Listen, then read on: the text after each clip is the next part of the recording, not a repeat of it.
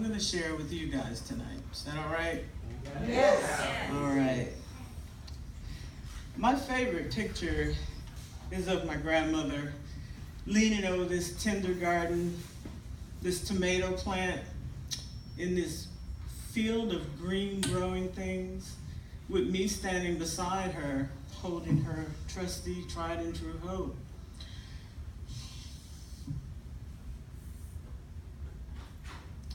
She liked to grow things, a lot of things. And she used that same garden hoe to cultivate everything that she had. And true, it looked a little different from the ones you're used to seeing, like the one I use. Hers was a lot shorter. And she had whittled it down,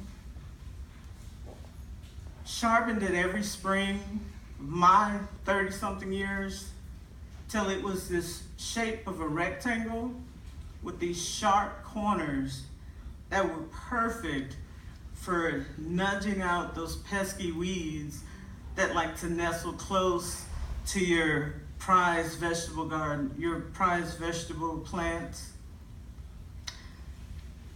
She had this cruelly accurate tool that she welded with this magical gentleness. And it had this handle that had been worn smooth by her rough hands and by years of tending. Our garden was considerably bigger than our backyard. Set this down. Our backyard had room to play, but our garden had room for a small house and still have room to play, because you know that's what's important to me, is making sure I have room to play. And in that garden were these perfect rows of mounded up earth topped with these vibrant plants of potatoes, onions, carrots, beets, okra, corn, you name it. Anything that we wanted, we could find it there in that garden among those green rows. I tell you, there is nothing more delicious than eating a carrot that's sweet from the soil, or a tomato that's just been plucked and it's still warm from the sun. We would spend just about every supper eating lots of vegetables.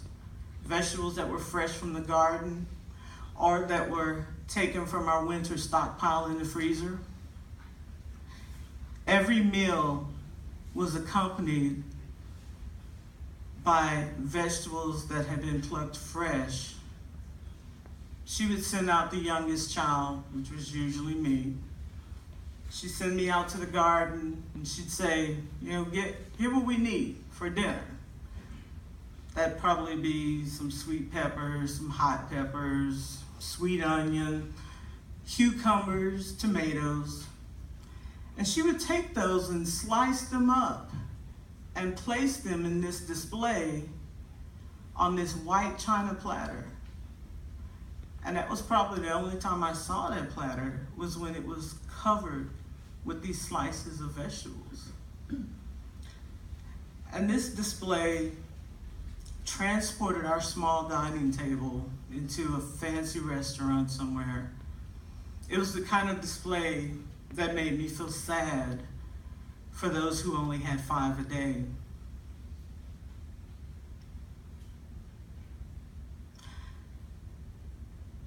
Summer evenings were spent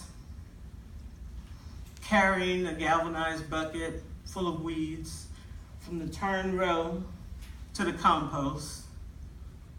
And then my grandmother and I would sit on the swing or at the picnic table, shelling peas or doing some other lazy chore, patiently waiting while the water hose soaked the furrows before you could move that hose to the next one. Many late nights were spent running out to that same garden every 20 minutes to move that water hose by flashlight. My grandmother said, goodness could not be rushed.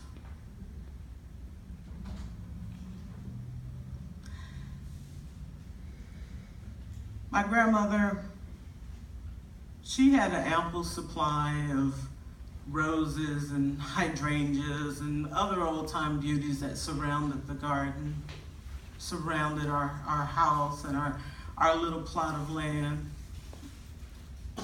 But her true joy was in that secret vegetable garden. We had our own produce market just about the whole year. Whatever we needed, whatever we wanted, ripe for the picking, right there in the garden. I've grown older now, and she's gone on to tend her master's garden. And I look at that picture of us in that moment of time, and I thank her. I thank her for silently teaching me how to break down a row and how to build it back up, how to plant a seed and nurture it, how to enjoy life while breaking a sweat. I didn't learn everything, but I'm still willing to learn. I have her name. I have her patience, and I have her tenacity.